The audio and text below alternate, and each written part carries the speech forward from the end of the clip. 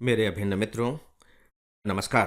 Friends, आज मैं आप सबसे इंटरनेशनल रिलेशन से संबंधित दो बहुत ही इम्पोर्टेंट करंट अफेयर्स पर बात करने जा रहा हूं।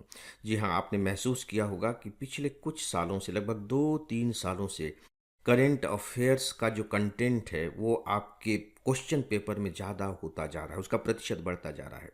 फिर चाहे वो प्री एग्जामिनेशन हो या फिर मेंस ही क्यों न हो, थोड़ी सी उसमें बढ़ोतरी हो गई है और प्री में तो कुछ ज़्यादा ही बढ़ोतरी हो गई है। तो पहली सलाह तो मेरी ये है कि इंटरनेशनल रिलेशन से संबंधित जो बहुत इम्पोर्टेंट टॉपिक होते हैं उन पर आप थोड़ा सा विशेष ध्यान दें। ये बात मुझे इसलिए कहनी पड़ रही है क्योंकि इससे पहले चूंकि क्वेश्चंस कम आते थे, तो ये बट नेचुरल है कि जो स्टूडेंट तैयारी कर रहे होते हैं वे उस टॉपिक को थोड़ा कम वेटेज देते हैं। लेकिन अब मुझे लगता है कि आपको इसे पर्याप्त वेटेज देना शुरू कर देना चाहिए। तो दोस्तों, आज मैं आपसे दो करंट अफेयर्स के बारे में बात करने जा रहा हूँ। एक है भारत और मालदीव के संबंधों में जो एक गर्मजोशी पैदा हुई है, और दूसरा है क्वाड की विदेश मंत्रियों की जो बैठक हुई थी वाशिंगटन में, उसके बारे में। और ये दोनों टॉपिक अपने आप में बहुत इंपॉर्टेंट हैं। मैं तो उसके करंट अफेयर्स की चर्चा यहाँ करूँगा, लेकिन आपको इन दोनों टॉपिक्स के जो बेसिक्स होते हैं उनकी बहुत अच्छे से तैयारी कर लेनी चाहिए। फ्रेंड्स, आपके लिए एक उपयोगी सूचना, हमारा फुल ऑनलाइन कोर्स है जिससे ऑप्शनल सब्जेक्ट को छोड़कर हम प्री मेंस और इंटरव्यू तक की पूरी तैयारी कराते हैं। इसके सभी 1000 घंटे के लेक्चर्स वेल एडिटेड और एनिमेटेड हैं। इसके जो 90% लेक्चर हैं मैंने तैयार किए हैं, और मैं स्पेशली बताना चाहूँगा कि हमने इसमें पढ़ाया नहीं है बल्कि समझाया है। आपको इसकी पूरी जानकारी हमारे मोबाइल ऐप और हमारी वेबसाइट पर मिल जाएगी। भारत और मालदीव, हमारा जो ऑनलाइन कोर्स है उसमें बाकायदे इस विषय पर बहुत डिटेल में मेरा लेक्चर है, इसलिए उन्हीं बातों को दोहराने का यहाँ कोई अर्थ नहीं रह जाता है। अब मैं आता हूँ करंट अफेयर्स के उन इम्पॉर्टेंट तत्वों पर जो इस टॉपिक को अपडेट करेंगे। आपको ध्यान होगा कि कुछ समय पहले जब मालदीव में चुनाव हुए थे, उस समय जो चुनाव जीतकर राष्ट्रपति आए मोहम्मद मुइज्जू साहब, तो उन्होंने अपने चुनाव प्रचार के दौरान ही नारा दिया था, भारत को यहाँ से निकालना है। वो शायद तंग आ गए होंगे भारत से, और मुश्किल बात यह है कि वहाँ की जनता ने इसे स्वीकार भी कर लिया कि ठीक है, भारत को निकालो। उस भारत को जो सच में मालदीव का इतना गहरा दोस्त रहा है, उसके हर मुसीबत पर उसके साथ खड़ा रहा है, और भारत और मालदीव के बड़े ऐतिहासिक संबंध रहे हैं। तो वहाँ के राष्ट्रपति ने इसे अस्वीकार करना शुरू किया, चुनाव में नारा दिया और जीत करके भी आ गए। और जब जीत करके आए तो फिर उन्होंने चीन के साथ अपनी दोस्ती बढ़ानी शुरू कर दी, चीन के साथ। लेकिन कुछ दिनों के बाद उन्हें समझ में आ गया कि चीन की जो दोस्ती है वो भविष्य में उन्हें कितनी महंगी पड़ने वाली है। और सच पूछे तो उन्हें ये बात पहले से मालूम होनी चाहिए थी, क्योंकि चीन ने जिन जिन की मदद की है, जिनको आर्थिक मदद पहुंचाई है, वो सब के सब बाद में गहरे जाल में फंस गए हैं कर्ज के।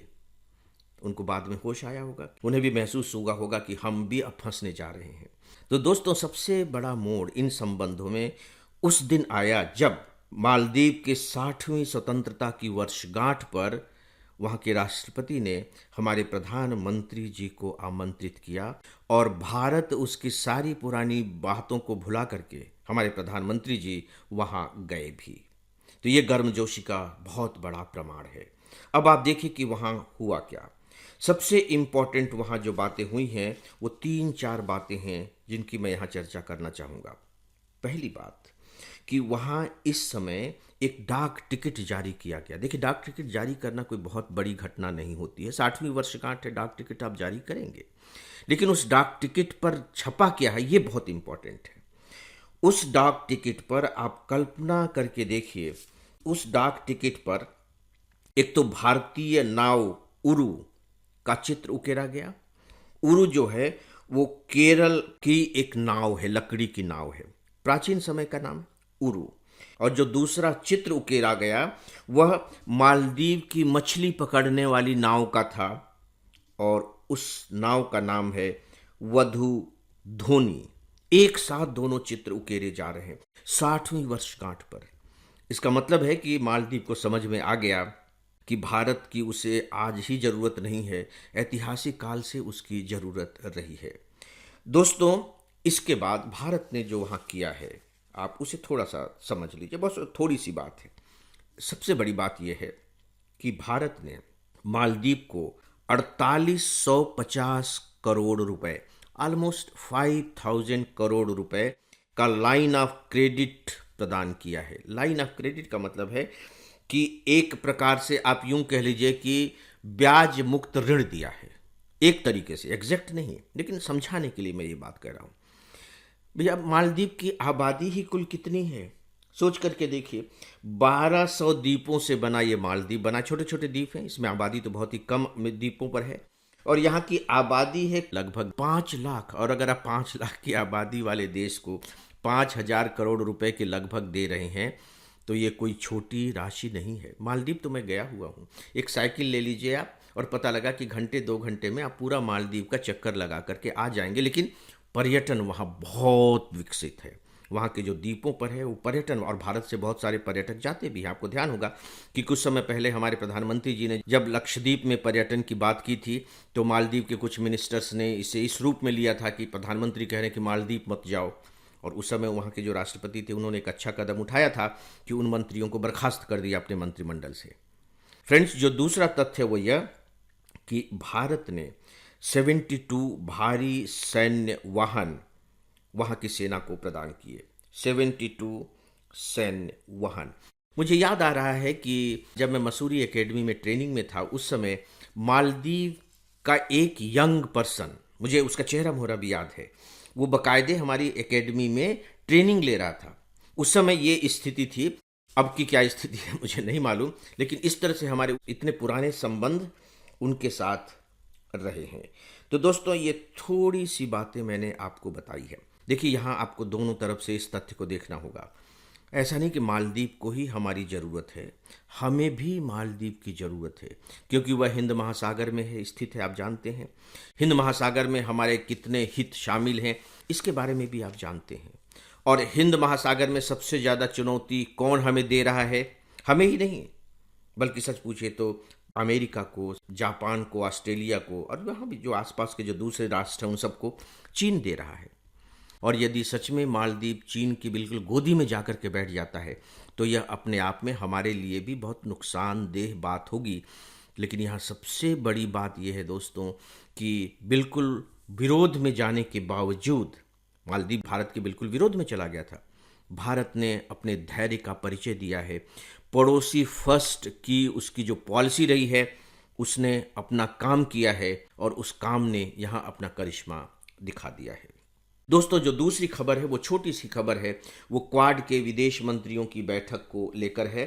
क्वाड के विदेश मंत्रियों की जो बैठक है वाशिंगटन में हुई थी, और इसमें जो सबसे महत्वपूर्ण निर्णय लिया गया है वो कुल मिलाकर के ये कि एक क्रिटिकल मिनरल इनिशिएटिव की शुरुआत की गई है।